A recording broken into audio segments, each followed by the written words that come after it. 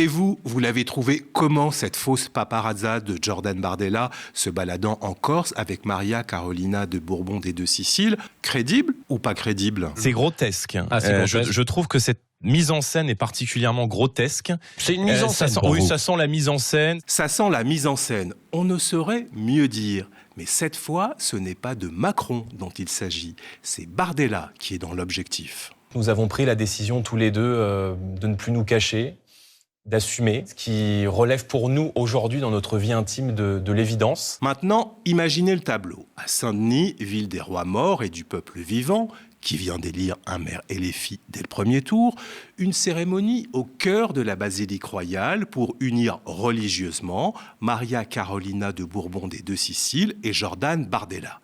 N'allez pas croire que cette scène, à peine croyable, soit sortie de mon imagination. Non, c'est le vœu très politique, rapporté par le journal Le Monde, de la riche héritière et de son futur époux. Devant quelques proches, Maria Carolina a caressé le rêve d'un mariage en France à la basilique de Saint-Denis.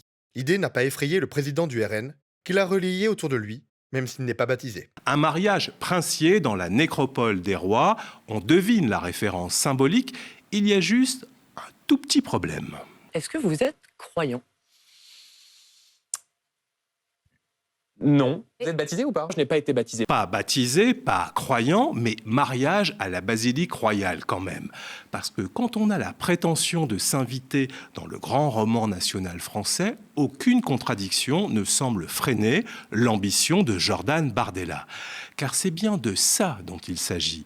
Avant même que la justice ait tranché sur le sort électoral de Marine Le Pen pour la prochaine présidentielle, Jordan Bardella chercherait déjà à se positionner en candidat. Un candidat héritier d'une France enracinée, sacrée, historique, une France des cathédrales et des dynasties, même si cette France-là n'a en réalité jamais vraiment existé tel qu'il la fantasme. Quant à une hypothétique cérémonie civile à la mairie de Saint-Denis, il ne faudra apparemment pas compter sur le maire dionysien Bali Bagayoko pour l'organiser. C'est un enfant de chez vous, Saint-Denis, Jordan Bardella? Il se dit oui. Il se dit Gabriel Péry, mais nous ne le reconnaissons pas comme étant dionysien. Après le choc des photos dans Paris Match, Bardella va devoir sérieusement réfléchir au poids des mots, car s'afficher avec une princesse ne peut pas être sans conséquences sur son discours politique. Certaines expressions, certains éléments de langage vont devoir disparaître de la bouche de Bardella. Tenez, par exemple, il pourra toujours reprocher à ses adversaires d'utiliser de l'argent public à des fins partisanes, mais alors, plus comme ça. Le Premier ministre et le Président de la République font campagne contre Marine Le Pen aux frais de la princesse et aux frais du contribuable. Monsieur Macron qui a fait campagne avec le faux débat aux frais de la princesse pendant des semaines. Macron, après, avec ses 12 millions d'euros, il allait faire campagne partout en France aux frais de la princesse. Aux frais de la princesse. Aux frais de la princesse. Aux frais de la princesse. Faire campagne aux frais de la princesse, c'est désormais un reproche qui risque de se retourner contre Bardella. Mais c'est loin d'être la seule expression que le président du RN va devoir remiser au placard. C'est ce qu'on va voir dans ce nouvel épisode de la VAR politique, car vous le savez, au football, la VAR, V-A-R, c'est l'assistance vidéo à l'arbitrage. Et aux médias, la VAR, c'est la vérification de la parole des politiques.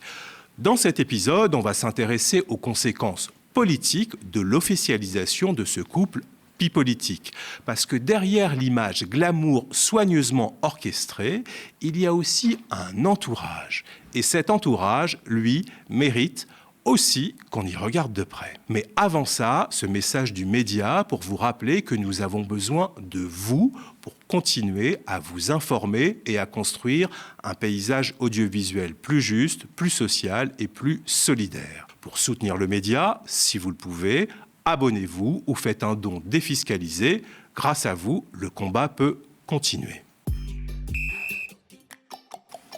Bardella, toujours très attaché à sa vie privée, c'est ce qu'il a lui-même expliqué pour justifier l'officialisation de sa relation. Quand on fait de la politique au niveau où je la fais, c'est très difficile de conserver une vie privée. Vous savez que j'ai toujours été très attaché à ma vie privée. Son ancienne attachée de presse, la députée RN Caroline Parmentier, avait tenu à peu près le même discours quelques jours plus tôt. politiquement, ça veut dire qu'on commence à mettre en scène Jordan Bardella avec sa compagne et on se prépare au fait que Marine Le Pen puisse être mise sur la touche. Donc on commence à peaufiner l'image de Jordan Bardella. Tout ça n'est pas calculé comme ça, absolument pas. On commence à mettre en scène Jordan Bardella pour la présidentielle. Je pense on commence à raconter une histoire. Il manquait le côté vie privée. Alors, donc on le met en scène. Je suis bien placée pour le savoir. J'étais son attachée de presse et il n'était pas question qu'une caméra ou un journaliste mette un pied dans sa vie privée. Pas question qu'une caméra rentre dans sa vie privée. Au RN, on nous joue donc la petite musique du « oui, mais Bardella, lui, protège sa vie privée. Cette exposition dans Paris Match, c'est vraiment exceptionnel. » Sauf que ce n'est pas la première fois que Bardella fait entrer une caméra dans sa vie privée. Dès 2022, lors de la campagne présidentielle, BFM l'avait déjà suivi dans ses déplacements. Et à un moment, presque par hasard, presque par accident, sa compagne de l'époque fait son apparition dans le champ de la caméra. Alors j'ai une mauvaise nouvelle à vous annoncer, j'ai oublié mon costume chez moi. Non, c'est pas grave, mais ça fait partie des galères de dernière minute. Ouais, je vais me débrouiller pour en récupérer un. Dans les couloirs, à proximité de l'hémicycle, Jordan Bardella a récupéré un costume grâce à sa compagne Nolwenn, ici à ses côtés. Ça va ? Vous êtes prêts ? Jonction des forces familiales avant les grandes manœuvres. Nolwenn, c'est Nolwenn Olivier, pour être précis, fille de Marie-Caroline Le Pen, sœur aînée de Marine, petite-fille de Jean-Marie. En 2022, Jordan Bardella était déjà dans la famille Le Pen. Et même à cette époque, même avec une apparition fugace, même avec un masque chirurgical dû au Covid, même dans les couloirs du Parlement européen, la caméra était déjà là. En réalité, cette officialisation à la une de Paris Match, ce n'est pas une concession accordée à la presse People. C'est un récit parfaitement maîtrisé, une opération de communication. C'est une pièce ajoutée au personnage que Bardella veut construire. En 2022, le prétexte, c'était le costume. Mais le message, lui, était beaucoup plus politique. Sa vie privée, Bardella s'en servait déjà pour raconter une filiation, une appartenance, une continuité dynastique avec les Le Pen. Aujourd'hui, on change simplement d'univers. On quitte la dynastie Le Pen pour entrer dans la dynastie princière aristocratique. Avant, Bardella était le dauphin. Maintenant, il voudrait devenir l'héritier. L'autre conséquence politique de cette couverture de Paris Match, c'est que Jordan Bardella va avoir beaucoup plus de mal à se poser en victime des médias. Il va devoir, là aussi, changer de discours. Pendant des années, Bardella nous a expliqué que les grands médias, les grands patrons, les grandes unes de la presse, tout ça roulait contre le Rassemblement national et pour Emmanuel Macron. Beaucoup de médias suivaient mon regard, je ne vise personne, qui ont fait campagne de manière outrancière pour M. Macron lors de l'élection présidentielle. Monsieur Macron, il est poussé par tout un tas de sponsors médiatiques, par les grands patrons. Nous faisons face à une oligarchie, un système qui est extrêmement puissant. Emmanuel Macron a été élu, mais il a aussi été aidé. Il a été aidé par des unes tout azimut de journaux. Des sponsors médiatiques, des grands patrons, des unes tout azimut. Bref, il décrivait un système, une oligarchie au service d'un candidat. Sauf qu'aujourd'hui, le candidat aidé, poussé, valorisé, ça commence à être Jordan Bardella. Bardella et le RN profitent déjà depuis longtemps de la bienveillance des médias du groupe Bolloré. Mais avec Paris Match, un cap a été franchi. Là, il ne s'agit plus seulement de le recevoir avec indulgence sur un plateau. Il s'agit de le mettre en scène, de le présidentialiser. Et ce n'est pas n'importe quel journal. Paris Match, c'est le groupe LVMH, Bernard Arnault, le luxe, la puissance sociale, le pouvoir économique. Or, Bardella a récemment noué des liens amicaux avec Alexandre Arnault, l'un des fils du milliardaire, qui a organisé autour du possible candidat du RN un dîner avec quelques proches. Autrement dit, celui qui dénonçait hier les puissances médiatiques et patronales commence visiblement à trouver leur salon plutôt confortable et à y prendre ses aises. Et la une de Paris Match n'a rien d'un détail. Elle raconte autre chose qu'une histoire people. Elle raconte une promotion, une montée en gamme, une mise sur orbite. Et pour comprendre la bascule qui est en train de s'opérer, écoutez cette ancienne journaliste de Paris Match qui rappelle que pendant longtemps, offrir la une de ce magazine à l'extrême droite, c'était une ligne rouge à ne pas franchir. Pauline, vous avez longtemps travaillé à Paris Match. Quelle est votre lecture de ces photos, de cet article, de ce scoop ? C'est la deuxième fois que Paris Match met en couverture une personnalité d'extrême droite. La première fois, c'était Éric Zemmour et Sarah Knafo. Ils étaient dans l'eau, sur une plage également. Mais c'était une première, parce que avant, tant qu'Olivier Royan dirigeait Paris Match, jamais une personnalité d'extrême droite n'avait été en une. C'était une règle et auquel Olivier Royan n'a jamais dérogé. Ça a changé ensuite, donc c'est la deuxième fois. Donc je suis navrée de voir ça. Une ligne éditoriale qui a tenu des décennies, rompue une première fois en 2021 pour Zemmour, quand Paris Match était dans le giron du milliardaire Vincent Bolloré, et une deuxième fois aujourd'hui pour Bardella. Ce n'est pas une évolution, non, il faut y voir une normalisation. On est dans un processus de banalisation des figures de l'extrême droite et de leurs idées. La fabrication d'un possible candidat est en marche.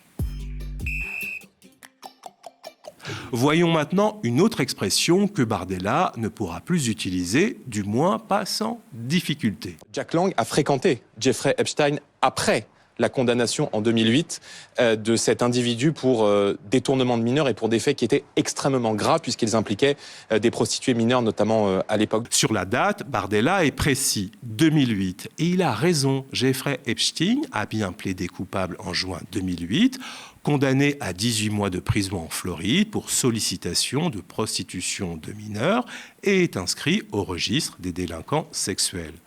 Et c'est après cette condamnation que Jack Lang et sa famille ont commencé à le fréquenter. Mais voilà où l'histoire devient particulièrement ironique ou gênante, selon la place où on se trouve, car cette rencontre entre Jack Lang et Jeffrey Epstein, que Bardella dénonce, cette rencontre a eu lieu à Paris, dans l'appartement des Bourbon des Deux Siciles. Hasard de la vie mondaine, c'est chez les parents de Maria Carolina de Bourbon des Deux Siciles que Jack Lang avait rencontré Jeffrey Epstein en 2012 lors d'un dîner en l'honneur de Woody Allen. Autrement dit, l'appartement de la belle famille de Bardella a servi de lieu de rencontre entre Jack Lang et Jeffrey Epstein. Le même Epstein dont Bardella dénonce la fréquentation. Évidemment, personne n'accuse Maria Carolina de quoi que ce soit, ce n'est pas le sujet. Le sujet, c'est l'ironie politique de l'histoire. Et elle est piquante. Bardella adore faire la morale sur les fréquentations des autres. Le problème, c'est qu'à force de fréquenter les mêmes salons, il risque surtout de devoir parler beaucoup moins fort. Mais des fréquentations problématiques, comme on va le voir, Bardella en a déjà. Voici encore une expression que Jordan Bardella ne pourra plus prononcer comme avant. Une expression qu'il utilisait pour salir ses adversaires et qui risque désormais de lui revenir en pleine figure. Beaucoup de Français ont le sentiment que le gouvernement et que la Macronie, en tout cas, utilisent la puissance publique à des fins privées. Et qu'il y a autour de ce gouvernement un halo de corruption. Alors on avait parlé des affaires McKinsey, des Uber Files, etc., qui à chaque fois remettaient en cause la probité du gouvernement et qui donnent le sentiment que nous sommes dirigés par des liquidateurs qui pensent davantage à l'intérêt privé quand ça n'est pas des intérêts étrangers plutôt qu'à l'intérêt général et à l'intérêt du pays. Un halo de corruption. Eh bien, parlons-en, car le halo de corruption, Bardella le connaît aussi de près. Pas le sien, bien sûr, mais celui de ses fréquentations, et notamment de l'une d'elles, parmi les plus intimes, David Racheline, maire de Fréjus, dans le Var, longtemps vice-président du RN, et surtout un ami très proche de Bardella. On trouve d'ailleurs la preuve de leur proximité au détour d'une chronique humoristique. Je vais vous faire un aveu sur une de mes soirées de cet été, à Sainte-Maxime. Qui que je vois au bar? Je sais pas, moi. Jordan Bardella et David Racheline. Bref, il y a mon Jojo Bardella et mon David Racheline qui faisaient la fête. Et ça finit en karaoké. a chanté Aïcha avec Jordan Bardella. Alors, Mais non. eh ben, je te dis qu'à deux, tout est vrai. L'anecdote est amusante, ça le rendrait presque sympathique. Sauf que derrière la carte postale estivale, le tableau est nettement moins chantant. Le maire de Fréjus est impliqué dans des affaires de corruption et l'histoire est digne d'un des grands films sur la mafia italienne. Avec ses mystérieuses liasses de billets qui financent des montres de luxe ou des soirées VIP avec Jordan Bardella. Montre de luxe, l'argent liquide coule à flot. L'arbre de Noël l'appellent certains. Il met souvent le cap sur Saint-Tropez, où il lui arrive de lâcher un SMIC dans une plage privée. L'addition se règle exclusivement en liquide. Il est toujours soutenu par le clan. Par Jordan Bardella. Il fait toujours partie des intimes, mais en public, on observe ces derniers mois que David Rachlin est absent de toutes les grandes manifestations du Rassemblement national et que Marine Le Pen ne s'affiche pas en photo avec lui. David Rachlin est aujourd'hui cerné par les affaires. Il doit être jugé en septembre 2026 pour favoritisme et la mairie de Fréjus a aussi été perquisitionnée dans une enquête autour de soupçons de corruption sur des marchés publics. Et l'été 2023, il n'y avait pas seulement le karaoké, il y avait aussi un selfie. Un selfie pris en Corse, tiens donc, dans une paillote au bord de la mer à Ajaccio, déjà. Sur cette photo, publiée notamment par Mediapart, on voit Bardella et Rachlin posés en compagnie du copropriétaire du restaurant Mathieu Messina. Un restaurant fréquenté par ce que Mediapart décrit comme toute la bonne société locale, des touristes et des figures du grand banditisme. Et Mathieu Messina, ce n'est pas tout à fait un anonyme. C'est l'ancien adjoint aux finances de Menton et ancien PDG des ports de la ville, jugé en mars 2026 pour détournement de fonds publics. Un homme qui a reconnu à la barre avoir détourné près de 1,5 million d'euros en émettant des fausses factures. Bardella a expliqué qu'il fait des dizaines de selfies partout où il va et qu'il ne sait même pas qui est Mathieu Messina. Peut-être, mais une source citée par Mediapart affirme que Messina, lui, se vantait en privé d'avoir un accès direct à Jordan Bardella et à David Rachlin. Bardella dit ne pas le connaître, Rachlin, lui, ne commande pas, et le RN continue de se présenter comme le parti de la probité, tête haute et main propre. Cette couverture de Paris Match ne change pas seulement l'image de Jordan Bardella, elle change la façon dont on peut écouter ses discours. Parce qu'après cette séance photo, il ne pourra plus parler comme avant. Il ne pourra plus dénoncer aussi facilement les médias des milliardaires alors qu'il profite lui-même de leurs projecteurs. Il ne pourra plus jouer aussi tranquillement le défenseur des petits contre les puissants, alors qu'il se laisse adopter par les héritiers du CAC 40 et le Gotha. Il ne pourra plus moraliser à l'infini les fréquentations des autres quand les siennes deviennent elles aussi de plus en plus difficiles à assumer. Bardella veut sans doute gagner en stature, en respectabilité, en majesté peut-être. Le problème, c'est qu'à force de monter en gamme, il finit surtout par révéler ce qu'il est en train de devenir. Non plus seulement un chef d'un parti d'extrême droite, mais un produit politique de luxe, façonné par des milliardaires, adoubé par leurs médias. C'est une mutation sociologique et elle est désormais visible à l'œil nu. Après avoir si longtemps dénoncé les puissants, Jordan Bardella semble désormais avoir été adopté par eux. Voilà, c'est terminé. Merci d'avoir suivi ce nouvel épisode de la VAR Politique. Dites-nous ce que vous en avez pensé en laissant un commentaire, likez si vous avez aimé et restez connectés aux médias.